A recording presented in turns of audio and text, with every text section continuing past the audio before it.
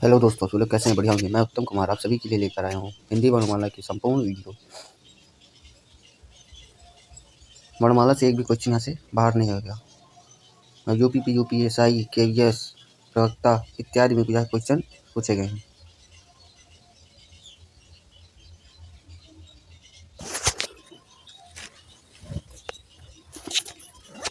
एक, हिंदी वर्णमाला में कितने व्यंजन हैं?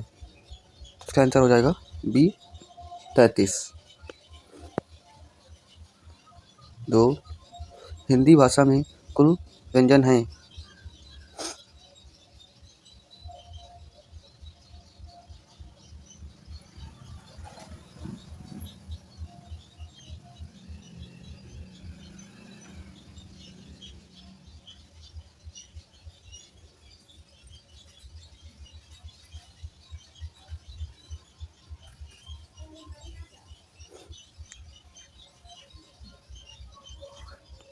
मतलब 33 बी।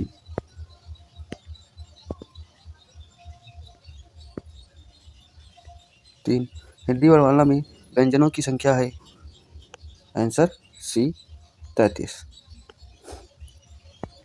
क्वेश्चन नंबर 4, वर्णमाला में स्पर्श व्यंजनों की संख्या कितनी है? आंसर 25।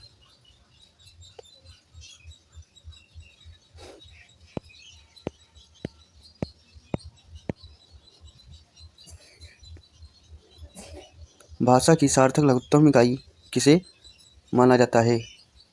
आंसर बी वर्ण को माना जाता है। भाषा की सबसे छोटी इकाई है? आंसर सी वर्ण को भाषा की सबसे छोटी इकाई कहते हैं। निम्नलिखित में से क्वेश्चन नंबर 7, निम्नलिखित में से कौन सा वर्णमाला नहीं है? ए का।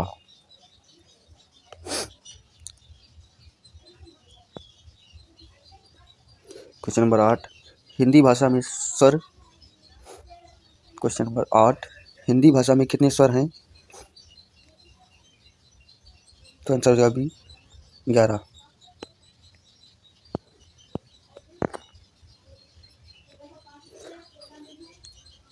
हिंदी वर्णमाला में वर्ण हैं? तो आंसर हो जाएगा इसका बी 52।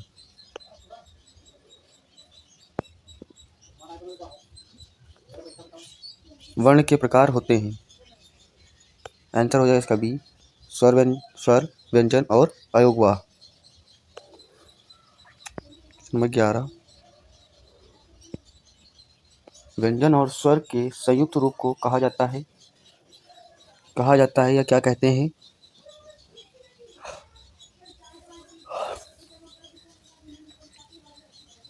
सी अक्षर।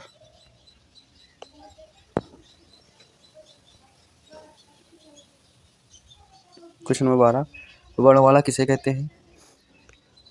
तो आंसर होगा इसका डी वर्णों के व्यवस्थित समूह को वर्णमाला कहते हैं।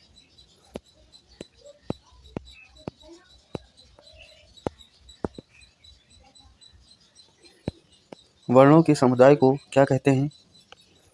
आंसर ए वर्णमाला कहते हैं। हिंदी में ध्वनियाँ कितने प्रकार की होती हैं? आंसर ए 2 प्रकार की होती हैं। नंबर 1 स्वर और नंबर 2 व्यंजन।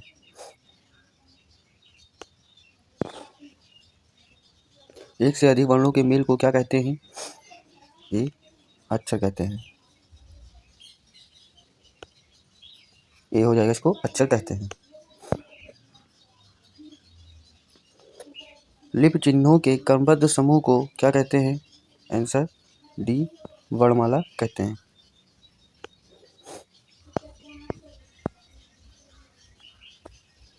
जिनका उच्चारण क्वेश्चन नंबर 17, जिनका उच्चारण स्वतंत्रता से होता है और जो व्यंजन के उच्चारण में सहायक होते हैं उसे कहते हैं?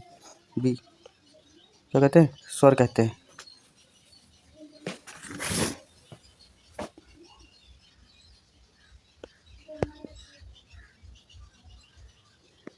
सभी स्वर होते हैं? आंसर डी अल्पप्राण होते हैं।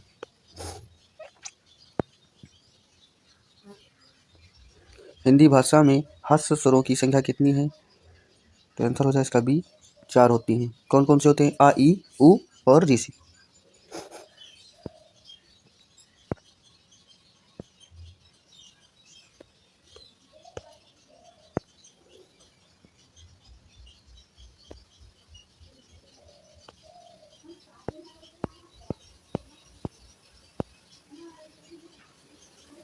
निम्न में दीर्घ स्वर कौन सा है? आंसर ई, आ हो जाएगा दीर्घ स्वर। निम्न में दीर्घ स्वर है तो इसका आंसर हो जाएगा बी, बड़ी ई। निम्नलिखित में से कौन सा मूल दीर्घ स्वर नहीं है? तो आंसर हो जाएगा डी, ओ। यह संयुक्त स्वर होता है ना, मूल स्वर नहीं है। पुलिस स्वर कौन सा है? ए, ओम। क्या है? पुलिस स्वर है।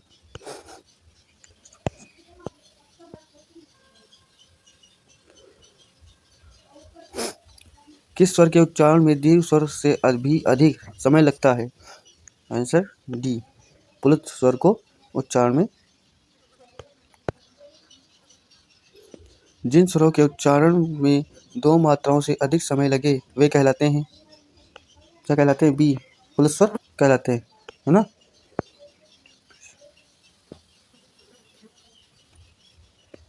हिंदी स्वरों का वर्गीकरण जब जीभ के भाग के आधार पर किया जाता है तो निम्नलिखित में से कौन सा भेद इसके अंतर्गत नहीं आएगा? तो आंसर डी, विवृत स्वर इसके अंतर्गत नहीं आता है।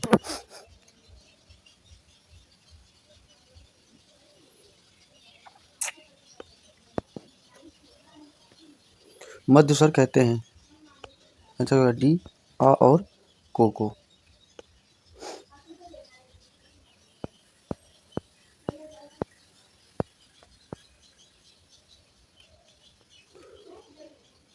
क्वेश्चन नंबर 28, भाषा विज्ञान की दृष्टि से बड़ा ऊ किस प्रकार का स्वर है? तो आंसर हो जाएगा डी, पश्च समृत स्वर है। निम्नलिखित में से कौन सा स्वर समृत है? तो आंसर हो जाएगा सी, छोटी ई। अर्धविभक्त स्वर हैं, तो आंसर बी, ए। कौन कौन से होते हैं? या तो ए होगा या तो ओ। क्या होते हैं? अर्धविभक्त स्वर होते हैं। निम्नलिखित में से कौन सा संयुक्त स्वर नहीं है? तो आंसर हो गया सी, ऊ। क्या है? संयुक्त स्वर नहीं है। निम्नलिखित में से कौन सा स्वर कंठ तालव्य है? यानी कंठ और तालव्य के जुड़ाव से निकल रहा है ना, तो उसे कंठ तालव्य कहेंगे। तो आंसर हो जाएगा डी, ए। ए और ए का उच्चारण स्थान है, तो आंसर होगा कंठ तालव्य से। अभी हमने पढ़ा है ना। निम्नलिखित में से कौन सा शब्द में अनुनासिकता है? तो सी, संभालना में अनुनासिकता है। अनुनासिक स्वर वाला शब्द है, आंसर सी, पाँव, है ना।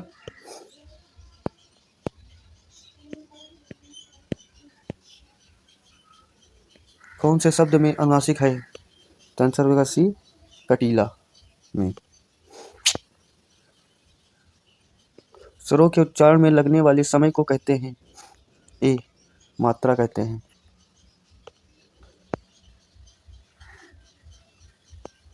जिन ध्वनियों के उच्चारण में श्वास वायु बिना किसी रुकावट के मुख से निकलती है उसे कहते हैं? बी, क्या कहते हैं? स्वर कहते हैं। स्वर को क्या है? हम स्वतंत्र रूप से बोल सकते हैं ना, तो वहाँ पर कोई भी रुकावट नहीं होती है। स्वर किसका भेद है?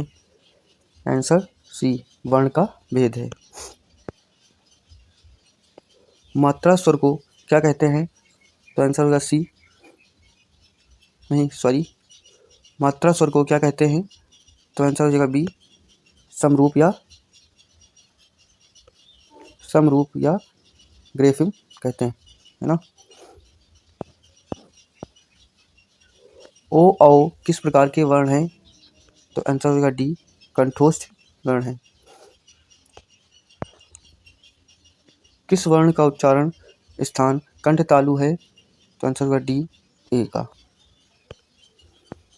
कंठ तालव्य कौन सा है? तो आंसर हो जाएगा सी, ए और ए क्या है? कंठ तालव्य है। ए के उच्चारण स्थान का नाम है? तो आंसर होगा डी, कंठ तालव्य। देख रहे हो ये कितनी बार पूछा गया है?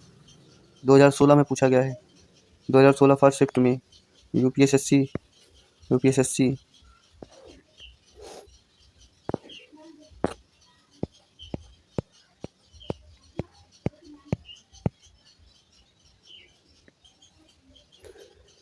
स्वर ए एक का उच्चारण स्थान कौन सा है?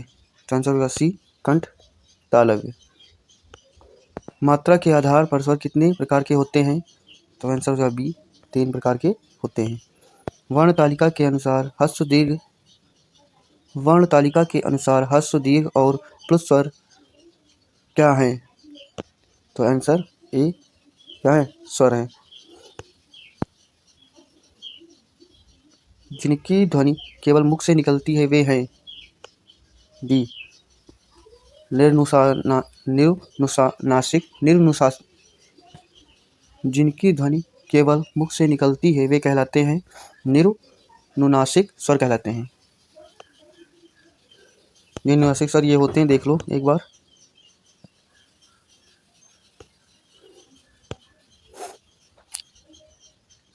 यहाँ से ये सब क्या है? निर्नुनासिक स्वर है ना।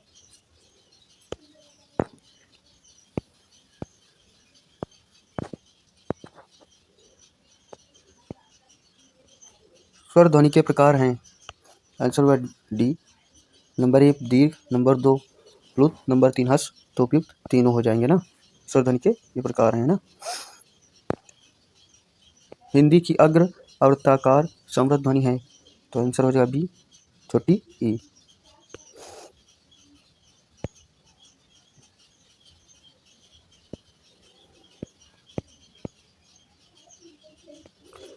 इनमें से कौन सा एक स्वर नहीं है? तो आंसर हो जाएगा सी, रा। यह स्वर आता ही नहीं है।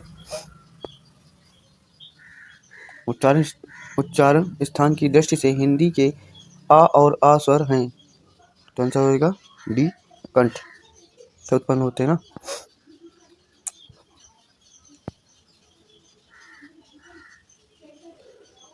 क्वेश्चन नंबर 58, चा, छा, जा, झा, यहाँ का उच्चारण होता है? तो आंसर सी, कहाँ से? तालु से होता है।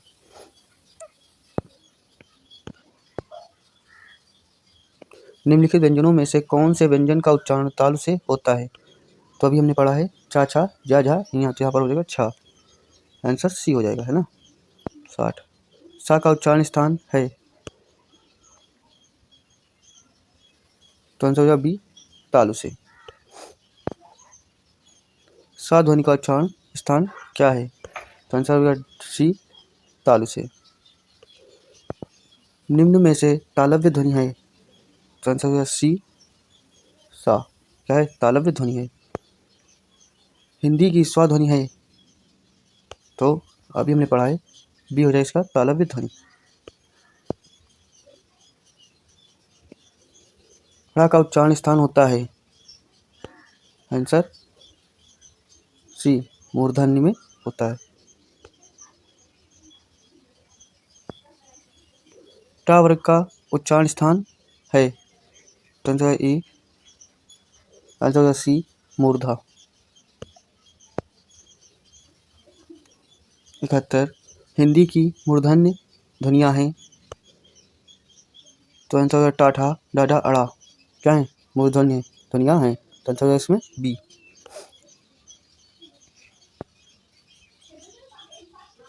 निम्नलिखित में से कौन मूर्धन्य ध्वनि नहीं है? तो इन चारों में से देख लो, डी वाला है जो अड़ा, ये ढा, ये क्या है? मूर्धन्य ध्वनि नहीं है ना। यह मराठी से आई ध्वनि है ना।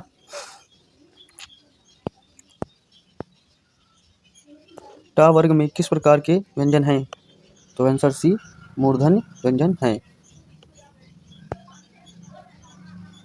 उच्चारण स्थान की दृष्टि से कौन सा विकल्प शुद्ध है? तो आंसर इसका हो जाएगा ई सा दंत।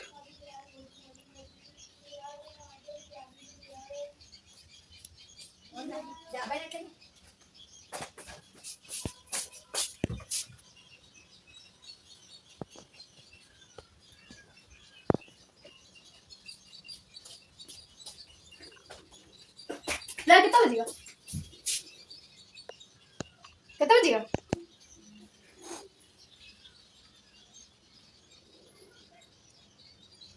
75 ता वर्ग की ध्वनियों का उच्चारण स्थान है। तो आंसर हो जाएगा इसका बी दंत से उत्पन्न होती हैं। ता था दा दा ना, ये क्या है? दंत ध्वनियाँ हैं।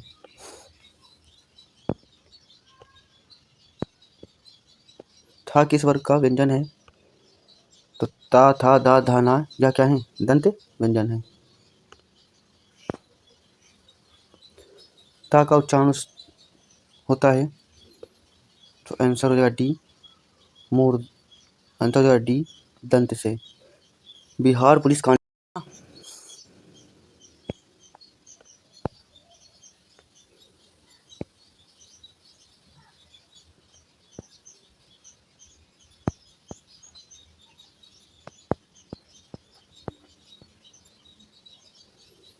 निम्न में दंत वर्ण है। तो आंसर हो जाएगा सी ता। क्या है? दंत वर्ण है। दंत वर्ण होते कौन से हैं? ये लिखे तो है दंत वर्ण। ता था दा धा ना, ये सभी क्या है? दंत वर्ण है ना। 79 दा ध्वनि का उच्चारण स्थान के आधार पर होता है। तो आंसर होगा बी दंत में।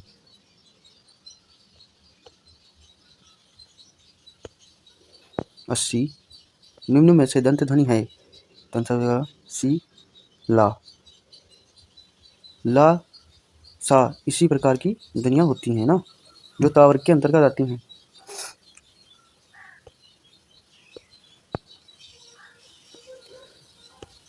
जिनका उच्चारण ऊपर के दांतों पर जीभ लगाने से होता है उसे क्या कहते हैं? तो आंसर रहेगा बी दंत कहते हैं, है ना। 82 निम्नलिखित में से दंत ध्वनि है। तो आंसर हो जाएगा सी ता। क्या है? दंत ध्वनि है। 83 पा फा बा भा मा व्यंजन है। तो आंसर बी ओष्ठ व्यंजन है ना।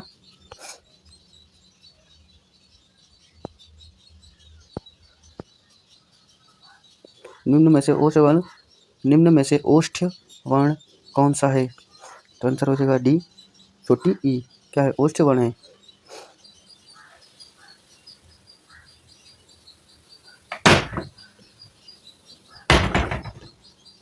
निम्न में से ओष्ठ वर्ण कौन सा है? तो आंसर हो जाएगा डी ऊ। क्या है? ओष्ठ वर्ण है।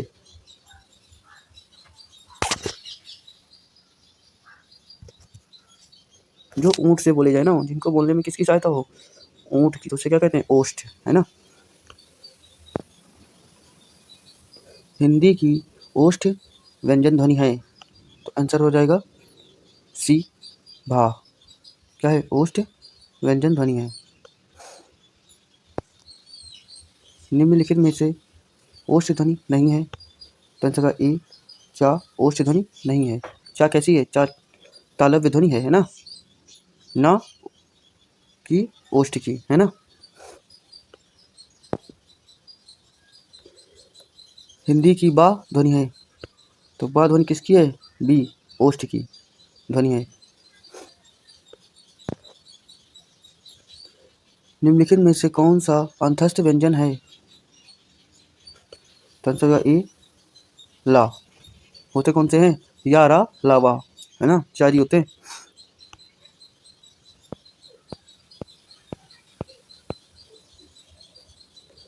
इनमें से अंतस्थ वर्ण है। तो आंसर हो जाएगा ए वा।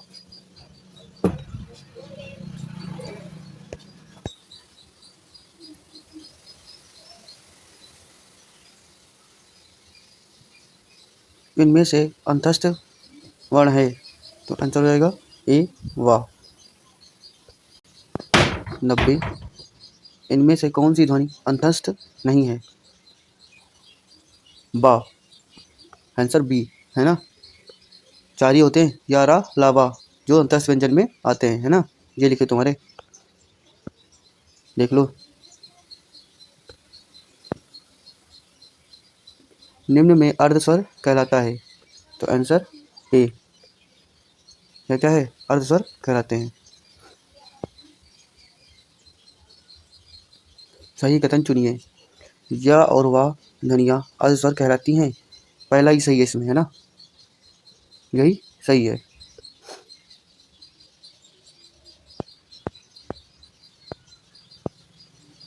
अंतस्थ व्यंजन है, तो इसका हो जाएगा सी वाला, या, रा, ला, वा, है ना। तो या, वा, रा क्या हो जाएंगे?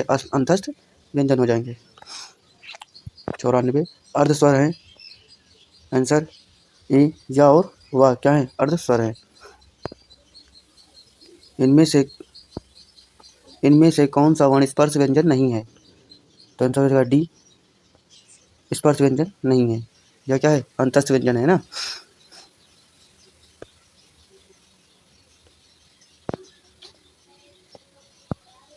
हिंदी वर्णमाला में अंतस्थ व्यंजन कौन से हैं? तो आंसर हो जाएगा बी, या, रा, ला, वा अंतस्थ व्यंजन हैं।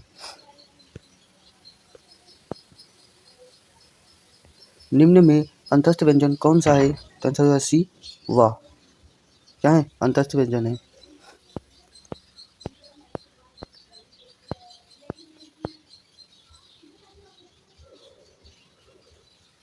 निम्न में अंतस्थ व्यंजन कौन सा है? तो आंसर होगा डी, या। या, रा, ला, वा किस प्रकार के व्यंजन है? तो आंसर होगा बी, अंतस्थ व्यंजन। हिंदी वर्णमाला में ऊष्म व्यंजन कौन से हैं? तो ऊष्म व्यंजन होते हैं सा, सा और हा। आंसर हो जाएगा डी, ऊष्म व्यंजन कहलाते हैं ना। कौन ऊष्म व्यंजन नहीं है? तो आंसर हो जाएगा सी, इसमें गा ऊष्म व्यंजन नहीं है। ये तीनों तो सा, सा, हा, सा क्या है? ऊष्म व्यंजन है ना। क्वेश्चन नंबर 102 सा के अंतर्गत आते हैं, तो ऊष्म व्यंजन के अंतर्गत आते हैं, है ना।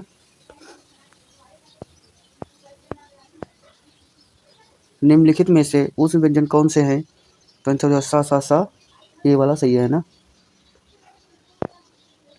इनमें से ऊष्म व्यंजन नहीं है, तो आंसर हो जाएगा ऊष्म व्यंजन डी, ला नहीं है ना, ये तो अंतस्थ व्यंजन है, ऊष्म व्यंजन नहीं है।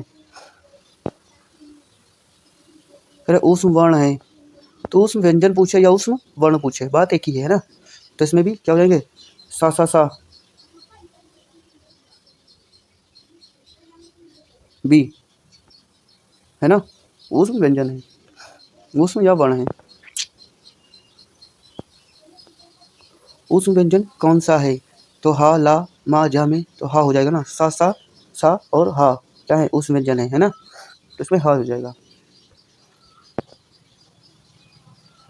उच्चारण की दृष्टि से सा व्यंजन किस प्रकार के हैं? तो हो जाएगा आंसर सी, ऊष्म व्यंजन है। देख लो यूपीपीएससी एलटी ग्रेड में पूछा गया है ना। हिंदी वर्णमाला में ऊष्म व्यंजन कौन से हैं? तो आंसर होगा डी, सा और हा क्या है? ऊष्म व्यंजन हैं।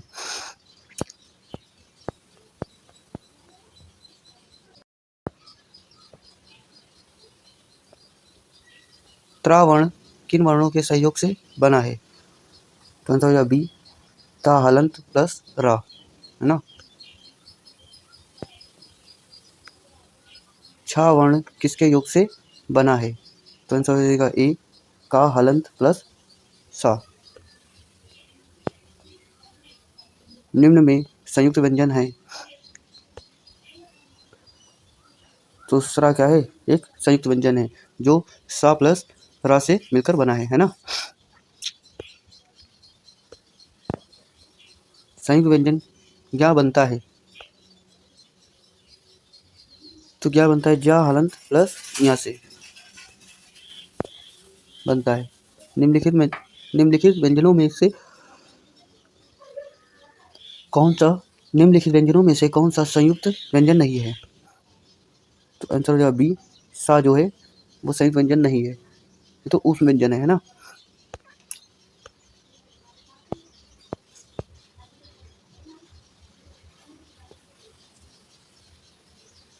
सरा एक संयुक्त व्यंजन है, इनमें किन दो वर्णों को सम्मिलित किया गया है? तो आंसर होगा सी, सा और रा को।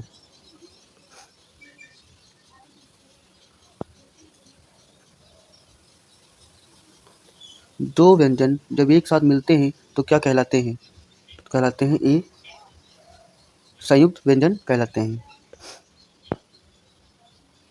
निम्नलिखित में संयुक्त व्यंजन कौन सा नहीं है? तो आंसर होगा ई, या संयुक्त व्यंजन नहीं है। छा, त्रा और ज्ञा क्या है? संयुक्त व्यंजन है ना, लेकिन या क्या है? अंतस्थ व्यंजन है।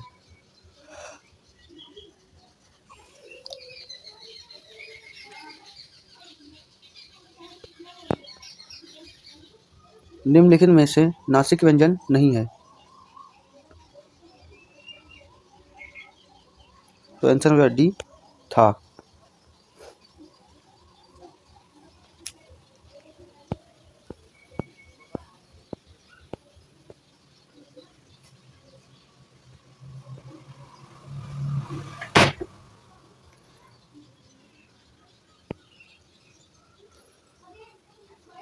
क्वेश्चन नंबर 18, जब दो समान व्यंजन आपस में मिलते हैं तो उन्हें क्या कहते हैं?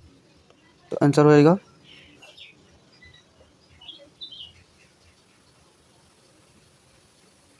बी, द्वैत स्वर कहते हैं। क्वेश्चन नंबर 19, व्यंजन गुच्छा वाला, क्वेश्चन नंबर 119, व्यंजन गुच्छा वाला शब्द है। तो आंसर होगा बी, क्यारी का शब्द है ना। क्वेश्चन नंबर 120, निम्न में अल्पवर्ण व्यंजन कौन सा है? तो आंसर हो जाएगा बी, गा। ये क्या है? अल्पवर्ण व्यंजन है। क्वेश्चन नंबर 121, निम्न में से कौन सा अल्पवर्ण ध्वनि है? ए, का क्या है? अल्पवर्ण ध्वनि है।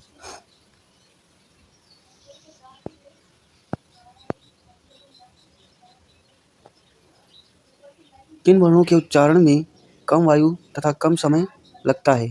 तो आंसर होगा सी, अल्पप्राण में। इनमें से कौन व्यंजन अल्पप्राण है? तो आंसर होगा सी, चा क्या है? एक अल्पप्राण व्यंजन है। चा, छा, जा, झा, या ऐसा कभी है? क्या है? अल्पप्राण व्यंजन है। जो व्यंजन अल्पप्राण नहीं है,